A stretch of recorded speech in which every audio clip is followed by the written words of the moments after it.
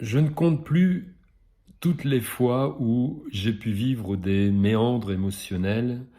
de me retourner vers mon entourage et proclamer haut et fort: j'ai besoin de conseils. Je me sens perdu, lamentablement perdu. Et de constater que dans ce lamentablement perdu, que je suis inscrit dans une dérision absolue, et d'être des fois dans cette lucidité suffisante pour observer cette part dérisoire et me retrouver même des fois dans une posture de jugement sur moi-même, vous voyez? Quel stupide d'être là-dedans. De conscientiser que je devrais faire ça et malgré tout je reste enclavé dans un système qui ne fait qu'entretenir le problème de fond. Donc lamentablement, je me retrouve toujours dans cette posture de plaintif, de Calimero. Et parallèlement, je ne compte pas toutes les fois où j'ai été aussi dans cette posture lucide face à quelqu'un qui était lamentablement dans son problème de fond, à se tourner vers moi avec un besoin essentiel et éminent de conseils et de le voir totalement, mais totalement fermé à mes suggestions, à mes propositions. Avoir la lucidité que les deux mouvements qui existent en soi, qui sont bien sûr le mouvement évolutif et linéaire, sont donc la pensée et l'âme, sont en connivence pour moi. Je le ressens comme une expérience de vie qu'il nous faille vivre dans la matière,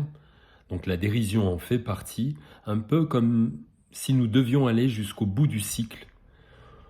au bout de notre dérision, de notre problématique, toucher le fond, comme on dit, pour que l'on puisse en soutirer un semblant d'expérience qui nous fasse grandir et comprendre les choses. Et tant que les choses ne viennent pas de nous, le monde extérieur est impuissant.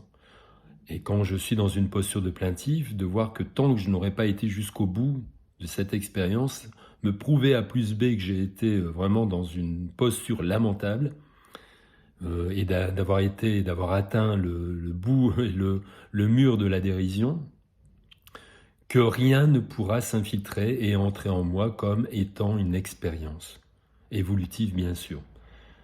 Constater dans ce cas de figure que il faille également être dans la possibilité de se mettre à l'écart et d'observer et de constater notre impuissance là-dedans. Et si l'impuissance s'affiche dans la situation de relation avec les autres, de respecter aussi le choix inconscient et sans doute pas volontaire de la personne face à vous, ou le choix qui est le vôtre, de devoir aller jusqu'au bout de la dérive et de la dérision, et que dans ce cas de figure, si nous choisissons la voie de la dérive et de la dérision, de lâcher peut-être cette posture de plaintive qui finalement ne sert à rien du tout, si ce n'est que à s'attirer un public extérieur qui, lamentablement, finira par nous repousser de son réseau de connaissances, puisque affligé ou fané ou sans espoir de pouvoir vous soutenir.